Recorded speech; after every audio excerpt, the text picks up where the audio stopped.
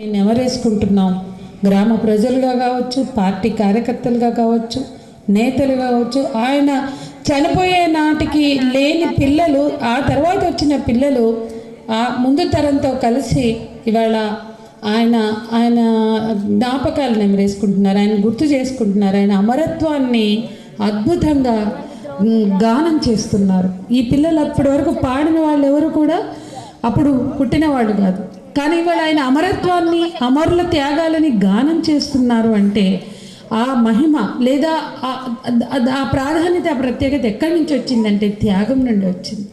నిస్వార్థంగా ప్రజల కోసం జీవితాన్ని అంకితం చేసినటువంటి వీరుల స్ఫూర్తి ఆ గానంలో మనకు కనిపిస్తుంది.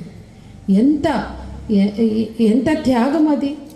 ఆ రోజు భూస్వాములకు వ్యతిరేకంగా వీళ్ళు చేసిన పోరాటం, ఆనాటి భువనగిరి తాలూకాలో భూస్వాములు, ఆధిపత్య కులాలకు చెందినటువంటి దొరలు, భూస్వాములు ఇక్కడ ప్రజలను పీడించారు. తెలంగాణ సాయుధ పోరాటంలో 10 లక్షల ఎకరాలు భూమి పంచి 3000 గ్రామ స్వరాజ్యాలు ఏర్పాటు చేసుకున్నాక కూడా కట్ట నరసింహారెడ్డి మన నరసన్న ఉద్యమించే నాటికి ఇక్కడ భూముల మీద ఆధిపత్యం దొరలదే, భూస్వాములదే.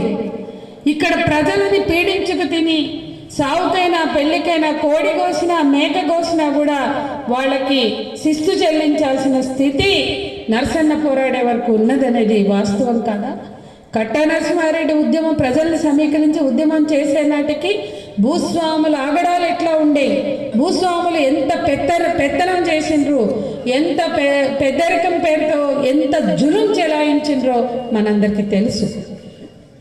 ఆ జులుం చెలాయించినటువంటి ఆ దొరలే పేద ప్రజల వైపు నిలబడి హక్కుల కోసం పోరాడి ఎర్ర జెండా పట్టుకుని విప్లవోద్యమంలో భాగంగా ఆనాడు తెలంగాణ సాయుధ పోరాటాన్ని కొనసాగిస్తూ, ఆ పోరాట వారసత్వాన్ని కొనసాగిస్తూ అస్సలైన సాయుధ పోరాట యోధులుగా ఈ ప్రాంతంలో ఎందరో ఆనాడు సిపిఎంఎల్ పార్టీ